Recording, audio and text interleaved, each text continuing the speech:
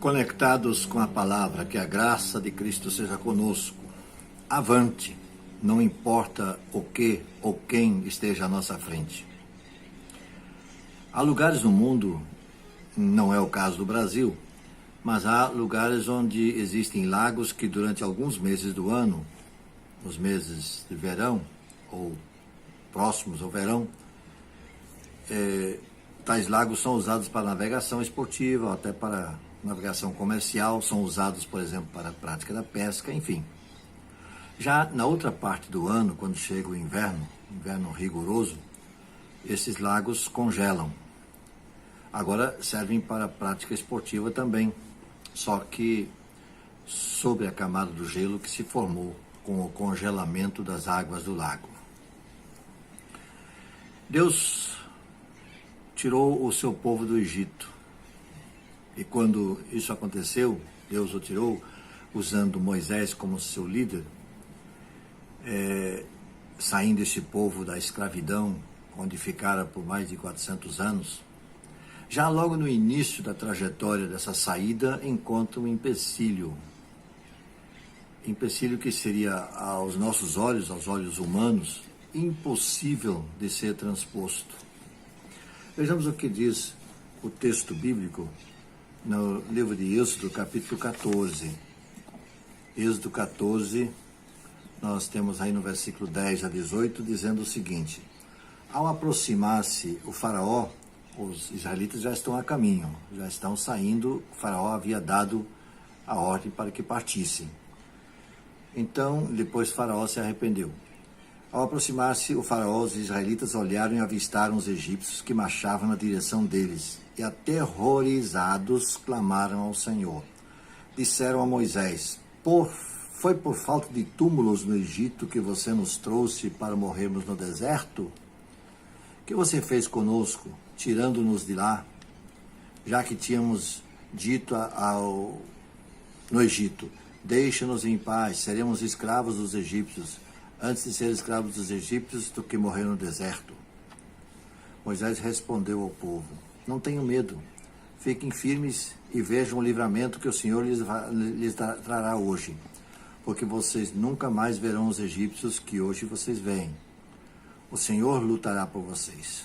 Então somente acalmem-se. Disse então o Senhor a Moisés: por que você está clamando a mim? Diga aos israelitas que sigam avante. Erga a sua vara e estenda sobre a mão. Erga a vara e estenda a mão sobre o mar, e as águas se dividirão, para que os israelitas atravessem o mar em terra seca. Eu então endureci o coração de Faraó, dos egípcios, e eles os perseguirão, e serei glorificado com a derrota do Faraó e todo o seu exército, com seus carros de guerra e seus cavaleiros. Os egípcios saberão que eu sou o Senhor, quando eu for glorificado com a derrota do Faraó, com seus carros de guerra e os seus cavaleiros. O Mar Vermelho está diante deles,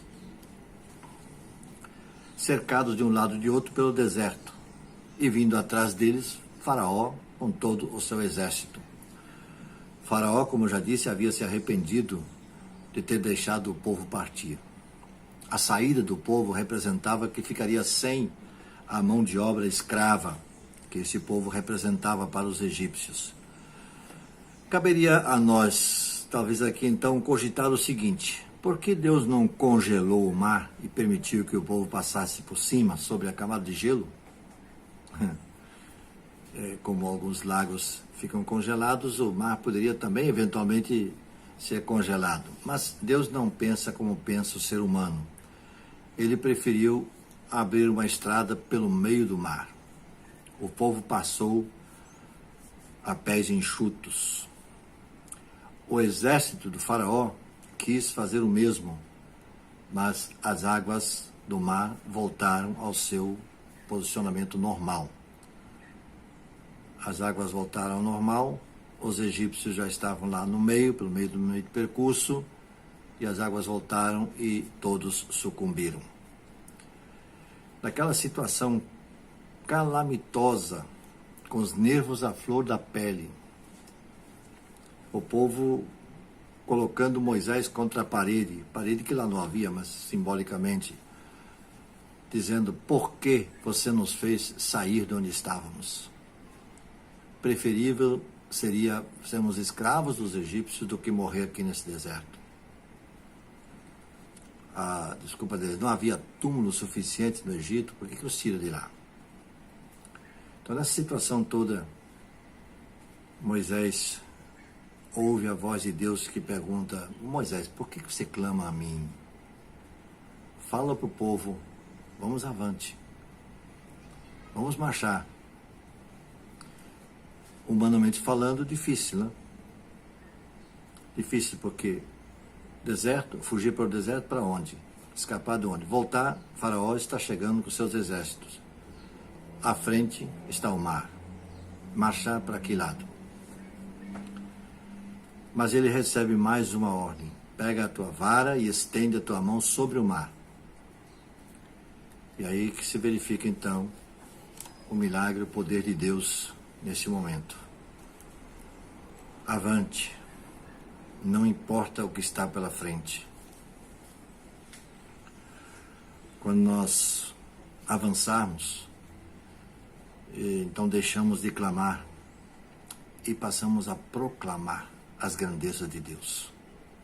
Isso. Deixamos de clamar e acabamos então proclamando as grandezas de Deus. A Moisés, Deus falou: por que você está clamando a mim? Diga ao povo de Israel que siga avante. E seguiram. E o nome do Senhor foi exaltado. Muitas vezes nós nos encontramos em situações onde não vemos muita possibilidade de avançarmos. Quem sabe devemos aprender com a experiência de Israel e avançar mesmo assim. E o nome do Senhor há de ser glorificado.